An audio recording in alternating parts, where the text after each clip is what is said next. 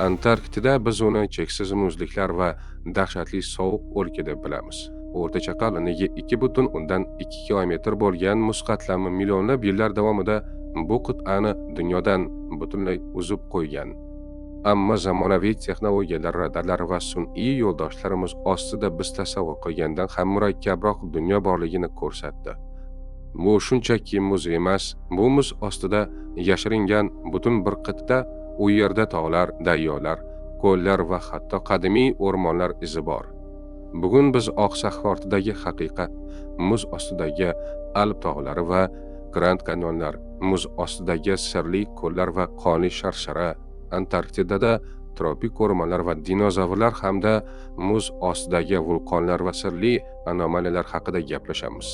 Siz esa shuncha mehnatimiz uchun kanalga obuna bo'ling.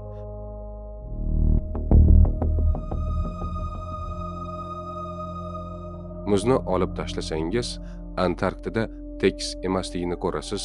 Qit'aning qoq markazida, Sharqiy Antarktidada Gamburtsev tog'lari joylashgan.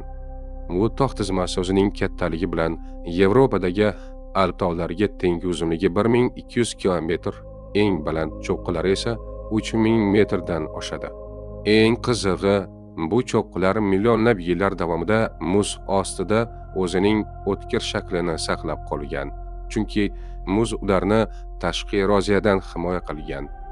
Bundan tashqari, Malika Elizabet yerida uzunligi 1000 kilometrdan oshadigan ulkan kanyon tizimi topilgan. Bu kanyon AQShdagi mashhur Grand Kanyondan bir necha barobar uzoqroqdir. G'arbiy Antarktidada esa Grand Kanyondan ham chuqurroq bo'lgan Elsor Tranjas tizmasi aniqlangan. Uning chuqurligi 3 kilometrga yetadi. Antarktida ostida 400 dan ortiq suyuq suvli ko'llar mavjud. Ularning eng kattasi Vostok ko'li. U deyarli 4 kilometr muz ostida joylashgan va kamida 15 million yildan beri tashqi dunyodan uzilgan. 2012 yilda rossiyalik olimlar bu ko'lgacha burg'ulash ishlarini olib borishdi va u yerda o'zga sayyoralardagi hayotga o'xshash noyob mikroorganizmlar yashashi mumkinligini aniqlashdi. Yana bir g'aroyib hodisa qonli sharshara. Muzlik orasidan otilib chiqayotgan qizil rangli suv dastlab suv o'tlari tufayli shunday deb o'ylangan. Ammo oxirgi tadqiqotlar shuni ko'rsatdiki, bu suv temiriga boy bo'lgan o'ta sho'r manba bo'lib, u havo bilan aloqaga kirishganda oksidlanadi va qon rangini oladi.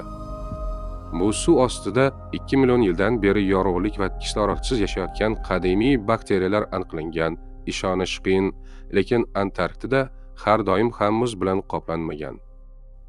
Taxminan 90 million yil oldin bu yerda tropik yomg'ir o'rmonlari bo'lgan. 2020 yilda olimlar dengiz tubidan olingan namunalar orasidan qadimiy yulduzlar, polen va sporalarni topishdi. Hatto 2024 yil oxirida qit'ada birinchi marta 90 million yillik kahrabo bo'laklari topildi. Bu o'sha paytlarda qit'ada smola chiqaruvchi daraxtlar va qalin o'rmonlar bo'lganini isbotlaydi. Shuningdek, Antarktidada dinozavrlar ham yashagan. Sirolokosaurus kabi yirik yirtqichlar va Antarktopyota deb ataluvchi zirhli dinozavrlarning suyaklari aynan shu muzli o'lkadan topilgan.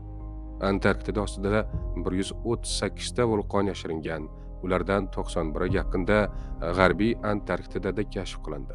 Bu dunyodagi eng katta vulqon mintaqalaridan biridir. Agar bu vulqonlar faollashsa, muzlarning erishini tezlashtirib, dunyo okeani sathining ko'tarilishiga sabab bo'lishi mumkin. Yana bir sirli narsa Vilks yeridagi gravitatsiya anomaliyasi. Muz ostida diametri 300 dan 500 kilometrgacha bo'lgan ulkan krater borligi taxmin qilinadi. Ba'zi olimlarning fikricha, bu 250 million yil oldin yerga tushgan va yerdagi hayotning 90% qismini qirib yuborgan ulkan asteroidning izi bo'lishi mumkin. Antarktida muzlari ostidagi tadqiqotlar hali endi boshlanmoqda. Olimlar hozirda 1,5 million yillik eng qadimiy muz namunalarini olish ustida ishlamoqdalar. Bu bizga sayyoramizning iqlim tarixi va kelajagi haqida ko'p narsalarni aytib beradi.